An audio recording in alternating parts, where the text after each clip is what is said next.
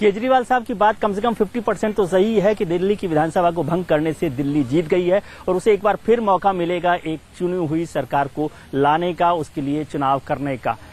सबसे पहले एलजी से, उपराज्यपाल से भारतीय जनता पार्टी ने कल मुलाकात की थी और कहा था कि वो सरकार बनाने के लिए तैयार नहीं है। आज विधानसभा भंग होने के बाद भारतीय जनता पार्टी सबसे पहली पार्टी है जिसने अपने विधायकों, सांसदों और नेताओं के साथ चुनाव की तैयारियों की बैठक शुरू की। दिल्ली के प्रदेश का जो बीजेपी ऑफिस है वहां पर पार्टी के नेताओं की बैठक हुई और उसमें चुनावी तैयारियों में किस तरह से पार्टी जाएगी उसकी एक्सरसाइज शुरू की गई है। पार्टी ने यह भी तय किया है कि वो सामूहिक नेतृत्व के साथ चुनाव लड़ेगी, यानी चीफ मिनिस्टरियल कैंडिडेट पार्टी का कोई नहीं होगा। इस बैठक के बाद पार्टी के प्रदेश अध्यक्ष सतीश उपाध्याय ने अपनी राय जाहिर की।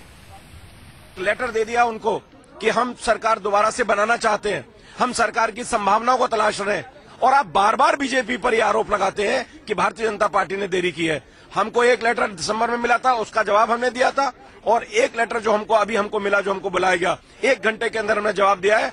भारतीय जनता पार्टी दिल्ली की जनता के साथ विश्वास के साथ काम करती है। हम बेईमानी से, डबल कैरेक्टर के साथ काम नहीं करते। दिल्ली में पहली बार हो रहा है कि फेस नहीं है सीएम का अनाउंस। हमें कोई आवश्यकता नहीं है फेस की, कोई जरूरत नहीं है। भारतीय जनता पार्टी का फेस कमल चुनाव चिन्ह है।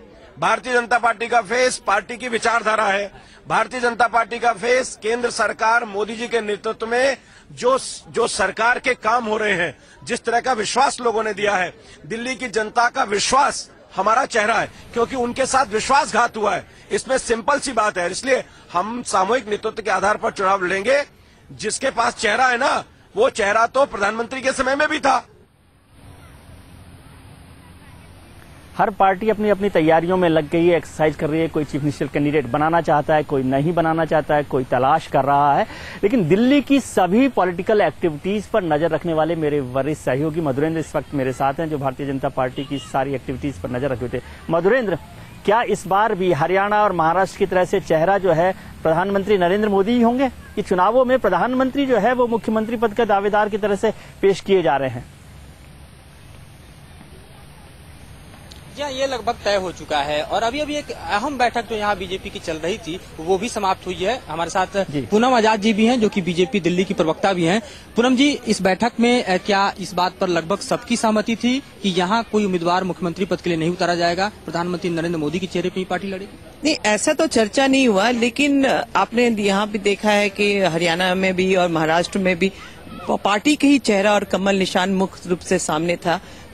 तो वो ऐसा लगभग तय है कि हम लोग जो है पार्टी कमल हमारा निशान होगा। अभी हमारे अध्यक्ष सतीश जी ने भी आपको यही जानकारी दी कि कमल हमारा निशान होगा और विचारधारा भारतीय जनता पार्टी होगी। इसी को लेके हम चुनाव मैदान में। पहले कभी नहीं हुआ दिल्ली में। अगर 92 से लेकर अगर 2013 तक की बात करें तो मदन लाल खुराना से लेकर और डॉक्टर हर्षवर्धन तक तमाम लोग जो है, तमाम चेहरे जो है वो मुख्यमंत्री पद के लिए उतारे गए और जब चेहरा नहीं था तो केंद्र की राजनीति से विजय कुमार मल्होत्रा को लाकर उतारा गया। ऐसा क्या है कि दरअसल इतनी पुरानी पार्टी दिल्ली में बीजेपी है, सत्ता में भी रही है, विपक्ष में भी रही है, चेहरों का अभाव हो गया है? नहीं, ऐसी बात नहीं है, चेहरे की अभाव नहीं हुई है, लेकिन नई विचारधाराएं, नई तकनीकी भी, टेक्नोलॉजी भी तो चेंज होती है ना। तो पार्टी की मधुरेंद्र, एक सवाल हम पूनम जी से जानना चाहते हैं। बात है, जब चेहरा सामने नहीं होगा तो हम सामूहिक रूप से। जी हाँ भैया जी। मधुरेंद्र, चेहरों का अभाव नहीं है, पूनम जी कह रही हैं, ये बात जानती हैं भारतीय जनता पार्टी में चेहरों की कमी नहीं है। क्या यही एक बड़ी मुश्किल है कि चेहरे बहुत ज्यादा हैं? हर्षवर्धन हो, जगदीश मुखी हो, पूनम आजाद हो। देखिए, हमारे वरिष्ठ सहयोगी और हमारे एडिटर विजय त्रिवेदी जी ये सवाल पूछ रहे हैं सीधा आपसे कि इतने सारे चेहरे हैं क्या बीजेपी में कि चेहरों के चेहरे दरअसल एक दूसरे से लड़ने लगेंगे, लिहाजा पार्टी किसी चेहरे को प्रस्तुत नहीं कर रही? डॉक्टर हर्षवर्धन, जगदीश मुखी, साहेब सिंह चौहान, सतीश उपाध्याय, ये तमाम ऐसे नाम हैं। ऐसी बात ये तो बिल्कुल सत्य है। हमारे पास कई नेता हैं, नेताओं की कमी नहीं है। ये एक वंशवाद की पार्टी नहीं है कि गांधी परिवार ही यहाँ पर कोई भी आके नरेंद्र मोदी जब प्रधानमंत्री बन सकते हैं तो कोई, लेकिन हम लोग सिर्फ इस बार कमल निशान के साथ ही जाना चाहते हैं और मोदी जी हमारे नेता हैं। वो तो जाहिर सी बात है विजय जी, जैसा कि बार बार मोदी के नाम को आगे प्रस्तुत कर इस तरह से पार्टी कह रही है कि दरअसल किसी उम्मीदवार को उतारने की हमें जरूरत नहीं होगी। आप समझ सकते हैं कि किस तरह से मोदी मैजिक का ही एक तरह से सहारा दिल्ली में भी बीजेपी। जी मधुरेंद्र, बहुत बहुत शुक्रिया। एक अनार 100 बीमार भारतीय जनता पार्टी के लिए सिर्फ नरेंद्र मोदी प्रधानमंत्री जो है वो चेहरा है। मधुरेंद्र ने भारतीय जनता पार्टी के एक वरिष्ठ नेता और दिल्ली के प्रभारी, बीजेपी के प्रभारी प्रभात झा से भी बात की। प्रभात जी क्या कह रहे हैं?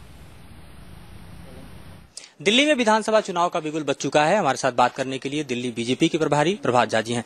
प्रभात जी, आखिरकार बीजेपी ने निर्णय लिया, बड़ी देर से ही सही, लेकिन निर्णय ले लिया गया। इस निर्णय को लेने में जो देरी पार्टी की तरफ से की गई, आपको लगता है कि जनता के साथ कहीं न कहीं पार्टी ने खिलवाड़ किया?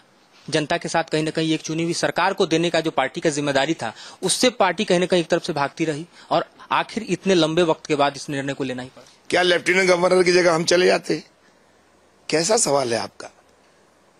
लेफ्टिनेंट गवर्नर ने जब चिट्ठी दी तो उसका जवाब दिया। 9 महीने में चिट्ठी कभी आई थी क्या? आप लोग प्रयत्न किए क्या? नहीं किए। केजरीवाल के सामने कोई जल्द ही चेहरा पेश किया जाएगा या हरियाणा और नहीं जानता केजरीवाल का चेहरा कैसा है, हमें नहीं पता, ना हम देखते हैं ना हम सुनते हैं। आखिरी सवाल, क्या पार्टी चेहरे के साथ जाएगी या बिना चेहरे के साथ जाएगी? क्या होगा, कुछ अंदेशा, क्योंकि प्रभारी हैं आप दिल्ली के, कुछ तो अंदेशा? महाराष्ट्र में क्या हुआ, हरियाणा में क्या हुआ, झारखंड में क्या हुआ है? पार्टी उसी तरह से यहाँ पर पहले सरकार बनाएगी, फिर तय करेगी कौन मुख्यमंत्री होगा। तो जाहिर सी बात है कि प्रभात झा जो कि दिल्ली बीजेपी के प्रभारी है, इस बात को स्पष्ट कर रहे हैं कि यहाँ पर वही हालात होंगे जिस तरह से हरियाणा में हुए, जिस तरह से महाराष्ट्र में हुए या फिर जिस तरह से झारखंड में हुए, कि कोई चेहरा पेश करने के बजाय पार्टी चुनाव लड़ेगी और उसके बाद तय करेंगे विधायक दल के लोग कि आखिरकार उनका नेता दिल्ली में कौन होगा। वीडियो जर्नलिस्ट सौमित्रों के साथ मधुरेंद्र कुमार, न्यूज नेशन, दिल्ली।